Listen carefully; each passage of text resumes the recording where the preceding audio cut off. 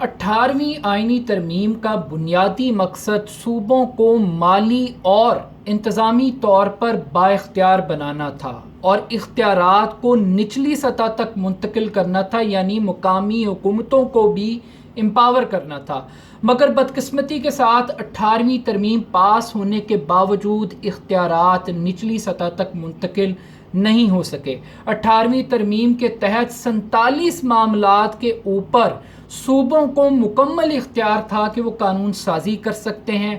تعلیم، صحت، زراعت، ثقافت، ماحولیات اور 17 ایسی مزید وزارتیں یہ صوبوں کو منتقل کر دی گئی تھیں۔ 119 وفاقی محکمے وسائل سمیت صوبوں کو منتقل کیے گئے کہ وہ اپنے عوام کی صورتحال کو بہتر بنائے۔ مگر بدقسمتی کے ساتھ صوبوں نے مالی اختیارات اور انتظامی اختیارات حاصل کرنے کے باوجود نچلی سطح پر گورننس کو بہتر نہیں کیا۔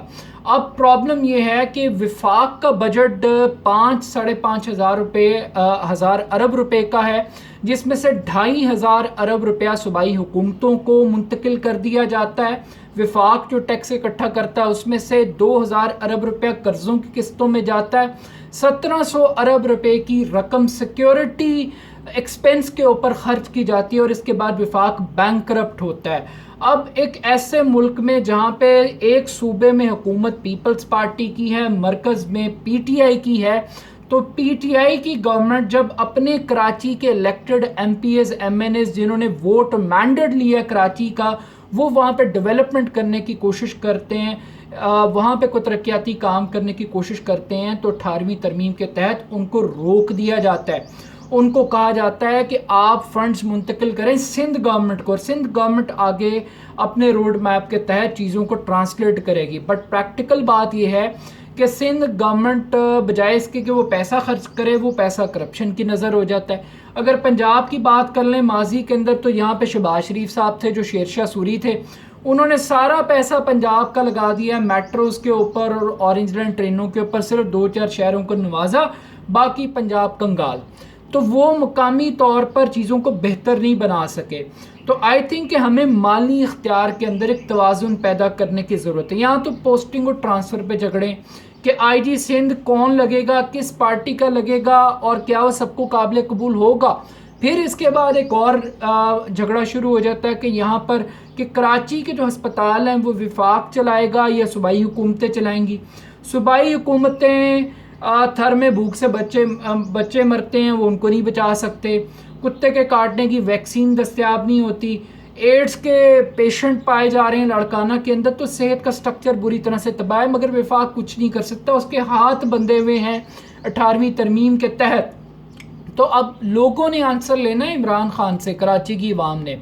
تو اب یہاں پر آ کر پھر پرابلم کریٹ ہوتے ہیں کہ آپ کس طریقے سے اختیارات کو بیلنس کریں، کیونکہ آپ نے کنکریٹ لسٹ کو ختم کر دیا جس پہ وفاق اور صوبے مشترکہ طور پہ حکمت عملی تیار کر سکتے تھے۔ اب یہاں پر زراعت کی ایک مثال آپ کو دے دوں چھوٹی سی، کہ زراعت کے اندر بھی گزشتہ سال یہ طے تھا فارمولے کے تحت کہ Sindh government 8 lakh metric ton گندم خریدے گی، مگر سندھ گورنمنٹ نے ایک دانہ گندم کا نہیں خریدا۔ اس کا جواب یہ نکلا کہ کرائسس پیدا ہو گیا، گندم کا بحران آ گیا، آٹے کا، اور تمام تر ذمہ داری ڈل گئی وفاق کے اوپر۔ اب یہ کرونا کی وبا آئی ہے، ٹیسٹنگ کٹس خریدنی ہے تو وفاق نے خریدنی ہے، وینٹیلیٹر خریدنے ہیں وفاق نے خریدنے ہیں، ماسک خرید کے دینے ہیں وفاق نے خرید کے دینے۔ تو بھائی سندھ کا بجٹ کدھر ہے صحت کا؟ یہ باقی صوبوں کے لیے بھی ہے کہ باقی صوبوں کا بجٹ کہاں پر ہے؟ تو آئی تھنک اگر سارے کم وفاق نے کرنے ہیں تو پھر مالی اختیار بھی پھر وفاق کے ہی پاس ہونا چاہیے، یا اس کے اندر ایٹ لیسٹ ایک بیلنس ہونا چاہیے۔ کچھ سیاسی لوگ جن کی دکان اس محرومی کے کاروبار کے ساتھ چلتی ہے، جو 18ویں ترمیم کے بہت بڑے حامی ہیں، اگرچہ اس کی اسپرٹ بہت اچھی تھی لیکن پریکٹیکلی ایگزیکیوٹ نہیں ہو سکی، کیونکہ پرابلم ہے سٹائل آف گورننس کے اندر، ترجیحات میں مسئلہ ہے کہ پیپلز پارٹی کی گورنمنٹ کبھی بھی شہری حکومتوں کو اس نے ایکسیپٹ نہیں کیا، کبھی بھی اس نے اختیارات کو نیچے منتقل نہیں کیا۔ تو اب یہاں پر وہ یہ کہہ رہے ہیں کہ وہ 18ویں ترمیم کو تبدیل نہیں ہونے دیں گے۔ او بھائی 18ویں ترمیم کو آسمانی صحیفہ ہے، جس میں تبدیلی نہیں ہو سکتی. 1973 کے آئین میں 18ویں ترمیم سے پہلے 17 مرتبہ ترمیم کی گئی ہے، اور پھر وہی 18ویں ترمیم جس کا آج دفاع کرنے کے لیے سارے کرپٹ چور ڈاکو کٹھے ہوئے ہیں، جو بڑی بڑی توجیہات پیش کر رہے ہیں اور جو وفاق پر حملہ قرار دے رہے ہیں، وفاق کو کمزور کرنے کی بات کر رہے ہیں، وہ لوگ یہ بھی لوگوں کو بتائیں کہ 19ویں ترمیم 18ویں ترمیم میں ترمیم کر کے لائی گئی تھی، جس کے اندر سپریم کورٹ کی خواہش کے مطابق ججز کی اپوائنٹمنٹ کے طریقہ کار کو تبدیل کیا گیا تھا. اور پھر اس 19ویں ترمیم کے بعد آئین میں 20ویں ترمیم بھی آئی، پھر 21ویں بھی آئی، 22ویں بھی آئی. تو ترمیم کوئی بری چیز نہیں ہے، وقت اور حالات کے مطابق، ضرورت کے مطابق آپ چیزوں کو مولڈ کرتے ہیں.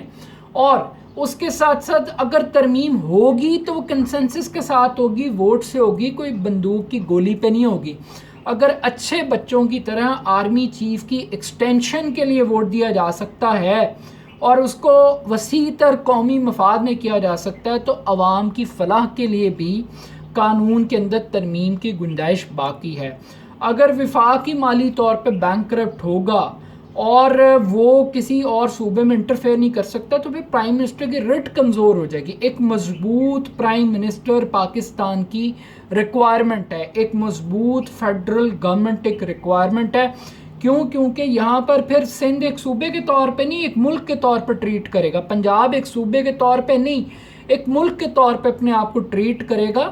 تو خود مختاری حدود و قیود کے اندر ہونی چاہیے، لمٹس کے اندر ہونی چاہیے. اور پھر وہ یہ نہیں ہے کہ تمام اختیارات اور وسائل سارے لاہور پہ خرچ ہو جائیں، پھر وہ جنوبی پنجاب تک بھی جانے چاہیے، پھر وہ نارتھ پنجاب تک بھی جانے چاہیے، وہ سینٹرل پنجاب تک بھی جانے چاہیے. تو پھر وہ چند سڑکیں ڈیولپ نہیں ہونی چاہیے اور چند مخصوص لوگوں کی چاندی نہیں ہونی چاہیے اس پورے معاملے کے اندر.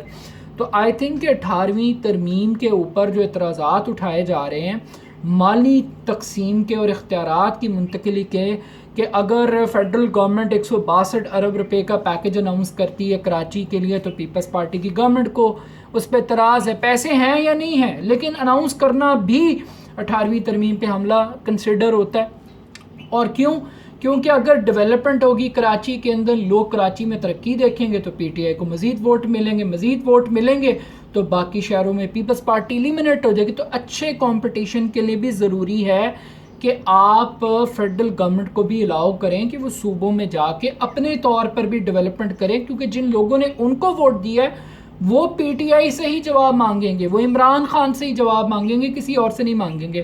اور ایم کیو ایم تو مسلسل یہ کہتی رہی ہے کہ 18ویں ترمیم کے نام پہ دھوکہ کیا گیا، اور وہ تو یہ کہتے ہیں پرائم منسٹر کو کہ آرٹیکل 149 کے تحت انٹرفیئر کرے فیڈرل گورنمنٹ کراچی کے اندر اور کراچی کے معاملات کے اوپر. تو آئی تھنک کہ یا تو صوبائی حکومتیں اپنا قبلہ درست کر لیں، اپنے مالی انتظامی اختیارات کو شفافیت کے ساتھ اور اصول پسندی کے ساتھ استعمال کریں. اگر ساری سندھ کی سرکار نے پیسے جیب میں ڈال کے لے جانے ہیں اور لوگوں کو کاغذوں میں کہنا ہے کہ 8 ارب روپے کا راشن بانٹ دیا اور ایک راشن بیگ کا وہ جواب نہ دے سکیں سپریم کورٹ میں، تو پھر یہ سوچنا پڑے گا آپ کو کہ 18ویں ترمیم کرپشن کے تحفظ کے لیے اور نااہلی کے تحفظ کے لیے نہیں بنائی گئی تھی، یہ عوام کی فلاح کے لیے بنائی گئی تھی. باقی 18ویں ترمیم میں بہت ساری اچھی باتیں بھی ہوئیں. صدر مملکت اس وقت کے آصف علی زرداری نے اختیارات پارلیمنٹ کو منتقل کیے، 58(2)B کو ختم کیا گیا، صوبہ سرحد کا نام KPK مقرر کیا گیا، آرٹیکل 6 کے اندر بھی چینجز کی گئی، کافی اچھے اقدامات بھی اس کے اندر کیے گئے. بٹ جب تک آپ قانون کو امپلیمنٹ نہیں کریں گے، اسٹائل آف گورننس کو بہتر نہیں کریں گے، تب تک یہ 18ویں ترمیم ایک شرمندگی کا باعث بنے گی، باعث سے نزاع بنے گی، تنازع بنے گی، سلوشن نہیں بنے گی. تو اگر آپ چاہتے ہیں کہ 18ویں ترمیم کے لوگ گیت گائیں تو آپ کو بتانا پڑے گا کہ 18ویں ترمیم کے بعد صوبوں نے یہ ترقی کی، یہ پروگرس کی جو کہ وفاق کے تحت ہوتے ہوئے نہیں ہو سکتی تھی. تو پھر ایک کمپیریزن ڈرا کیا جا سکتا ہے. بٹ آئی تھنک کہ 18ویں ترمیم کے بعد ملک کے اندر تباہی آئی ہے، ترقی اور خوشحالی نہیں آئی. اس سے آئی تھنک کہ ہمیں اب اس کے اوپر ایک بحث کرنی چاہیے، اور یہ کوئی آسمانی صحیفہ نہیں ہے کہ جو تبدیل نہیں ہو سکتا. یہ بالکل ہوگا، جمہوری اصولوں کے تحت ہوگا اور اکثریت کی بنیاد پہ ہوگا، اور کسی پارٹی کے سیاسی مقاصد کے لیے نہیں، عوام کی فلاح کے لیے اس کو تبدیل کرنا پڑے گا.